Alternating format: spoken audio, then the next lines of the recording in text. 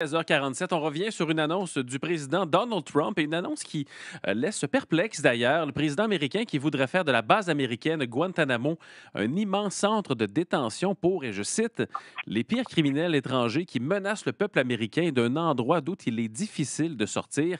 Et cette base, vous la connaissez, elle est tristement célèbre pour avoir accueilli en plus de 20 ans 780 prisonniers dans des conditions jugées inhumaines par la communauté internationale. Est-ce que M. Trump veut vraiment, est-ce qu'il peut vraiment déporter des migrants à Guantanamo? Et de façon plus large, pourquoi brandir ce spectre d'une détention à Guantanamo?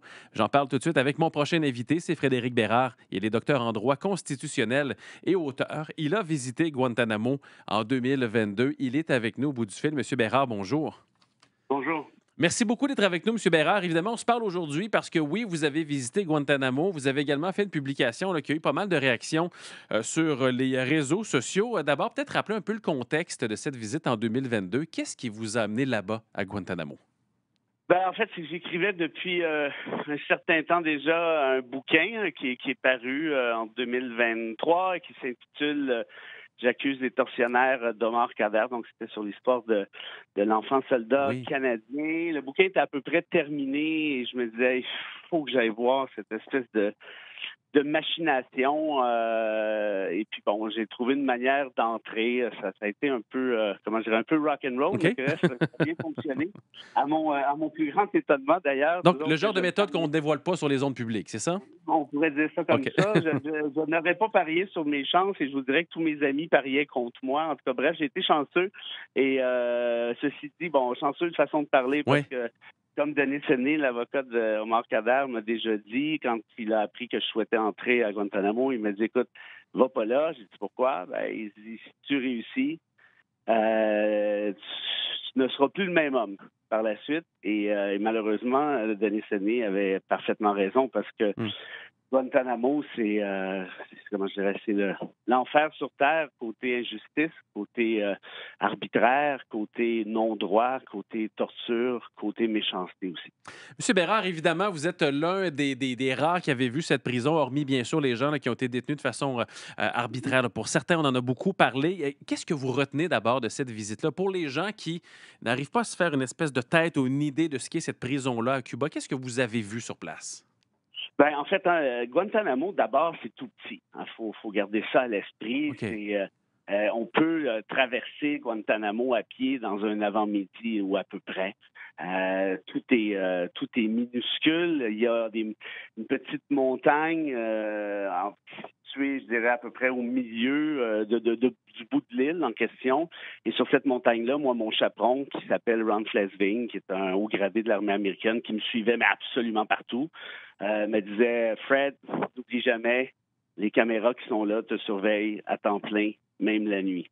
Ça a un effet assez intimidant. Hmm. Je vous cacherai pas. Les gens sont armés tout le temps. Et c'est un raccoin du monde, c'est du monde qui, je ne sais pas comment l'expliquer, l'exprimer correctement et sincèrement, mais qui inspire l'inhumanisme, qui inspire on sait qu'on est privilégié en quelque sorte. Oui. Bien, évidemment, dans mon cas, on s'entend bien, je n'étais pas détenu. Et ça m'a permis de conclure un paquet de choses pour mon bouquin. Autrement, je dirais des conclusions que je n'aurais pas pu avoir autrement.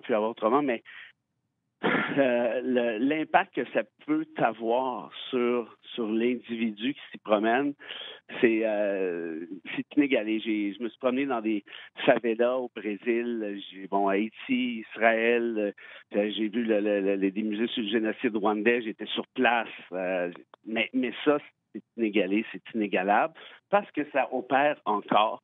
Ça OK. opère encore malgré le fait que la Cour suprême des États-Unis, en Oui. 2007, a dit les États-Unis, vous ne pouvez pas agir de cette manière-là. Le gouvernement fédéral, Washington, ne peut pas s'exporter comme ça à Guantanamo et penser que les droits constitutionnels n'existent plus. Or, en réalité, on sait qu'il y a encore des entorses qui sont majeures. Je vous rappellerai peut-être rapidement les mémos de la torture qui avaient été adoptés par Washington lors de l'ouverture de Guantanamo. Ces mémos-là ont été envoyés aux geôliers, aux tortionnaires, si vous voulez, de Guantanamo, et on disait essentiellement ceci. Si, en interrogatoire, par exemple, vous ne donnez pas la mort aux prisonniers, eh bien, ça ne sera pas considéré comme étant de la torture en vertu du droit international. Alors, je vous laisse imaginer Wow, OK. les pratiques qui ont eu lieu. J'ai visité le camp X-Ray, le camp X-Ray qui Qu'est-ce était que le c'est que ça, oui? premier c'est le premier camp pardon, qui a été construit en 3 jours à peine. Quand ils ont décidé d'aller à Guantanamo, ils ont arraché les stades de baseball avoisinants, ils ont arraché les clôtures, OK. les bouts de bois, et ils ont fait ces cabanes-là qui sont dans une espèce de marais. J'étais là, moi, un matin à 6h30 avec des mouches. C'est épouvantable. Et on voit encore les instruments de torture à l'intérieur. J'ai mis une photo sur ma page Facebook pour vos OK. auditeurs auditrices qui sont intéressés là, dans les commentaires. Donc, on est bien loin là, Ouais. du gros complexe, de tout bétonné et tout moderne. C'est pas ça du tout, Guantanamo, en matière de prison non Ben plus. non. Ben, absolument, vous avez raison de le dire. Et quand Donald Trump, je ne suis pas considéré comme étant un optimiste, moi, quant à la suite de l'État de droit, particulièrement pas depuis 10 jours. Mais je vous avouerai que quand Trump a annoncé ça hier, Oui. j'en ai eu les jambes pliées parce que je n'avais pas imaginé une chose semblable. C'est bien pour vous dire. Il n'y a pas 30 000 places à Guantanamo. C'est impossible. Il n'y a pas de place pour ça. C'est pas vrai, ça. OK. Alors, ils vont être où, ces gens-là? Ben, peut-être qu'ils vont les plaquer au camp X-Ray, dont je vous parle. Encore là, les gens pourront voir la photo. Ils rentrent pas 30 000. C'est impossible. S'ils en rentrent, je ne sais pas, moi, 200-300, c'est beau. Alors, qu'est-ce qui va se passer avec ces gens-là? Moi, je vous dirais que pour avoir vu, pour avoir senti l'atmosphère, pour l'avoir apprécié, pour avoir discuté avec des gens là-bas, notamment le juge en chef, qui me dit, vous savez, ici à Guantanamo, il n'y a personne qui ne croit à la justice, incluant moi. Et je le répète, c'est le juge en chef. Hmm. Il me dit ça off record, évidemment. Et donc, ces gens-là, on va les envoyer comme ça, hein, on va les loger, on va les nourrir convenablement, mais j'ai personne qui peut croire ça. Et je pense qu'on est en Oui. droit de s'attendre au pire.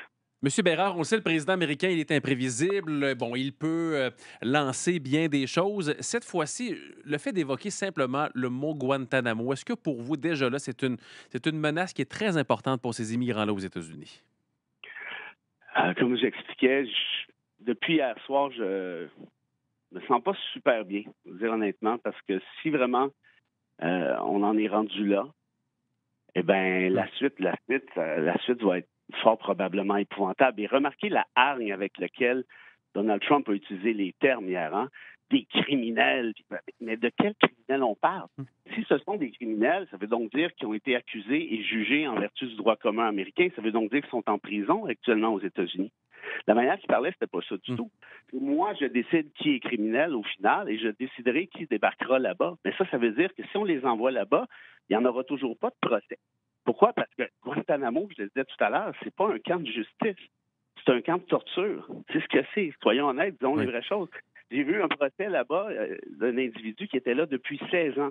En fait, c'est même pas son procès. J'ai assisté à une audience sur son enquête préliminaire, M. Dumont. OK, donc après 16 ans, on est encore à l'étape de l'enquête préliminaire. La OK. réalité, c'est qu'il les laisse mourir sur place, sans accusation, sans procès. C'est ça la vérité. Le New York Times nous dit d'ailleurs qu'il y a au moins 9 hommes qui sont morts à Guantanamo, donc selon des comptes évidemment qui est non officiel. Et vous parlez des mots de Donald Trump. M. Trump dit de ces immigrants-là, évidemment, il dit certains d'entre eux sont tellement mauvais que nous faisons même pas confiance aux autres pays pour les détenir et ne voulons pas qu'ils reviennent. Alors nous allons les envoyer à Guantanamo. Alors c'est cette velléité de même pas retourner ces gens-là d'où ils proviennent selon la définition de M. Trump. Alors qu'est-ce que ça soulève chez vous tout ça? C'est le même homme politique qui nous disait il y a 2 ou 3 mois à peine, ou entre peut-être un peu plus, que les immigrants mangeaient les chats et les chiens des Américains, non? Monsieur Bérard, on sent évidemment que c'est un sujet là, qui vous touche personnellement.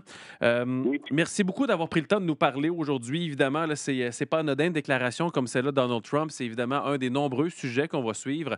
Je rappelle que vous êtes docteur en droit constitutionnel et auteur. Merci beaucoup d'avoir répondu à nos questions. C'est moi qui vous remercie beaucoup de donner de l'attention à ce type d'histoire. J'apprécie. Monsieur Bérard, une belle fin de journée. Au revoir. Au revoir. 16h56 minutes. Alors, Frédéric Bérard là, qui nous parlait notamment de son séjour en 2022 à Guantanamo. Et à ceux et celles là, qui se posent la question, il y a encore des gens qui sont incarcérés dans cette prison. On dit qu'il reste 15 prisonniers à Guantanamo, notamment le cerveau présumé des attentats du 11 septembre, Khalid Sheikh Mohammed.